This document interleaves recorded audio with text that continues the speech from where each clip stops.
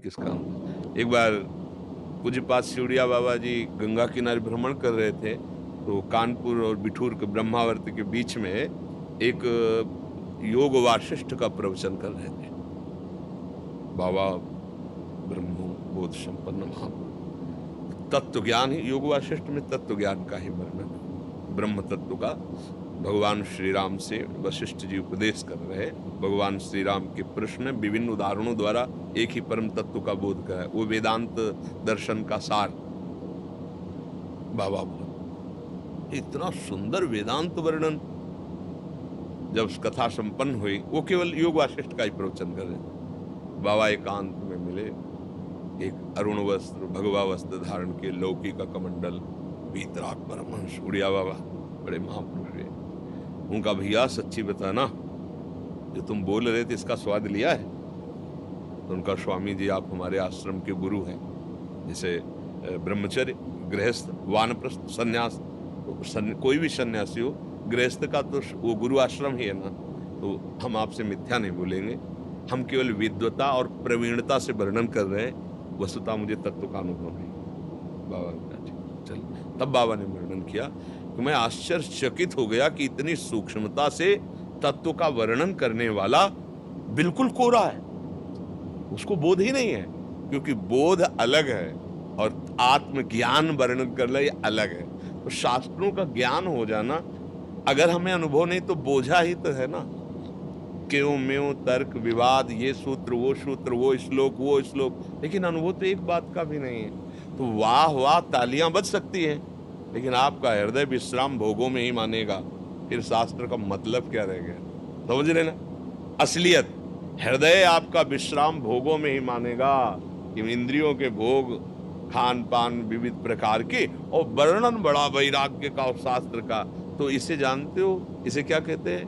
पाखंड। इसी को पाखंड कहते हैं, जो है नहीं, वाणी में कुछ और है, हृदय में कुछ और है, आचरण में कुछ और है। बिन विवेक वैराग्य भक्ति बिन सत्य नए को मानो, भगवत ऋषि जी आदेश कर रहे हैं। भगवत विमुख कपट चतुराई सो पाखंड ही जानो, महापुरुष जन आदेश कर रहे हैं। सीधी बात है, कोई भी श्वास अपने स्वामी के स्मरण के बिना ना जाए। पहले यहां से मानी हुई संख्या से सवाल हल हो जाता है। देखो हम आकार में फंसे हैं, निराकार की बातों से हमारा काम हल होने वाला नहीं। बातें करोगे निराकार की और भोगोगे आकार को। छाती में हाथ रख के भगवान को, गुरु को साक्षी करके देख लेना हमारी बात। जो हम बातें करते हैं उनको देख लेना। जैसे मान लो कोई ये बात सुने तो तर्क की जरूरत नहीं है, अपने गुरु को साक्षी करना और अपने उस आराध्य को साक्षी करना, चाहे निराकार मानना चाहे साकार, और फिर देख लेना। बातें तुम करोगे निराकार की और फंसे होगे आकार में। भैया आकार के द्वारा ही आकार की आसक्ति का त्याग करो। जैसे हमारे गुरुदेव आकार रूप में हैं, जो उपदेश कर रहे हैं उसी परम तत्व का, चाहे निराकार चाहे सगुण साकार, लेकिन उपदेश कहां से मिल रहा है? आकार से। हम अपना फसाव जो आकार में किए, चाहे जिस वस्तु का आकार है, आप देखो बर्फी, गुलाब जामुन, रसगुल्ला, रबड़ी, आकार है ना। पहले आकार आता है ना। हम फंसे कहां हैं? आकार में। अब हम क्या करें? हमारे भगवान ने हमारी सारी फसावट दूर करने के लिए आचार्य रूप से, गुरु रूप से, इष्ट रूप से आकार धारण किया। वही राम, वही नारायण, वही हरि, वही कृष्ण, वही आचार्य, वही गुरुदेव। पकड़ो आकार को। जैसे कांटा लग गया हो तो उस कांटे को निकालने के लिए चाकू या तलवार की जरूरत नहीं है। किसी एक कांटे जैसे आकृति की ही, या तो कांटा या कांटे जैसे आकृति का ही हो सुई आदि, और उससे आराम से निकाल लो, कोई परेशानी नहीं पड़ेगी। तलवार से कांटा थोड़ी निकलेगा, बहुत है महिमा उसकी, बहुत है, लेकिन कांटा नहीं निकलेगा। हम फंसे जहां हैं, नाम रूप में फंसे हैं। स्पष्ट देख लो। हम क्या होता है कि ज्ञान झाड़ करके अपने को ज्ञानी साबित करते हैं, और स्थिति होती है कुछ और। आनंद भाई, किसको ठग रहे हो? किसको भुलावे में डाल रहे हो? हम अपने आप को भुलावे में डाल रहे हैं। हम आपको अपना को ज्ञानी सिद्ध करके, महान सिद्ध करके, और हमारे आचरण नहीं है, हमारी स्थिति नहीं, तो हम भुला किसको रहे? अपने आप को भुला रहे हैं। धोखा किसको दे रहे हैं? हम अपने आप को धोखा दे रहे हैं। जो निराकार है वही साकार है, जो साकार है वही निराकार। जैसे मान लो भगवान नारायण को, तो भगवान नारायण कहो ऐसी कौन सी जगह जहां नहीं है ना सर्वत्र? कोई कण ऐसा नहीं जहां भगवान नारायण न हो। तो वहां क्या चतुर्भुज रूप से विराजमान है क्या? मान लो कहा एक कण में भी ऐसा नहीं कि भगवान ना हो। एक कण उठाया तो उसमें भी भगवान है। कहां भगवान है? बोले व्याप्त भगवान है। कौन भगवान है? बोले जिनका आकार नहीं है वो भगवान व्याप्त है। चराचर जगत, विष्णु माने व्याप्त, राम, रमा, कृष्ण सबको आकर्षित कर रहा वही परम तत्व। अच्छा, जब इधर देखा चतुर्भुज शंख चक्र गदा पद्म धारण किया, तो वो कौन है? जो सब में अपनी महिमा से व्याप्त है, वही संपूर्ण महिमा ने रूप धारण कर लिया।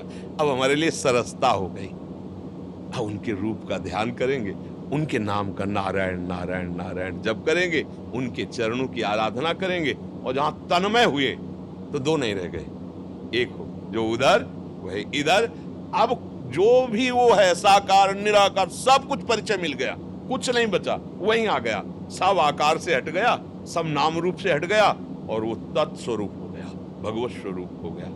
अगर आगे प्रेम भाव ज्यादा प्रकट हो रहा है तो फिर एक होते हुए भी वो दासत्व में रहता है। जैसे जय विजय आदि हैं, ये भगवान ही है के स्वरूप ही है, इतना कम नहीं है, पर इतना कम ना होते हुए भी वो दासत्व में है।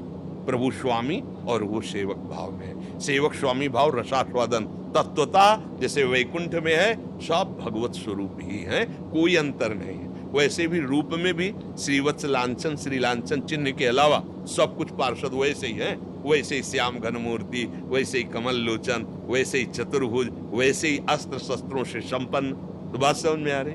किसका प्रश्न? आपका।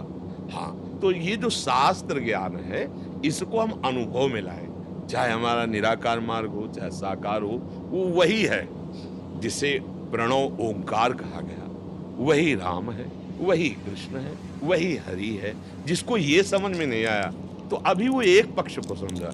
एक बार कई अंधे लोग थे, तो एक हाथी को देखा, वो भैया हाथी को समझ रहे हो?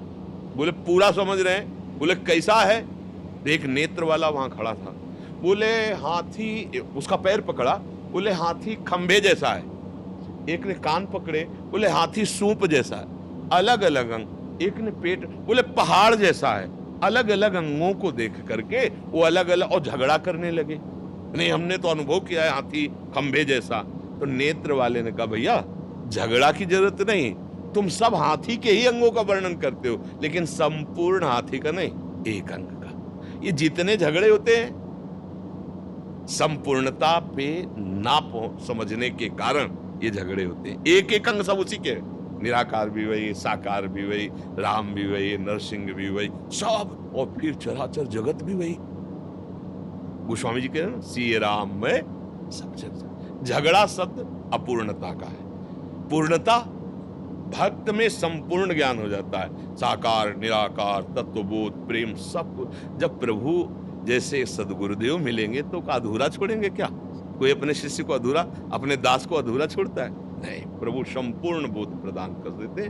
मुझे लगता है कि भगवान की शरण होकर और प्रभु की सेवा और सुमिरन में मगन हुआ जाए, यही सब शास्त्रों का सार है।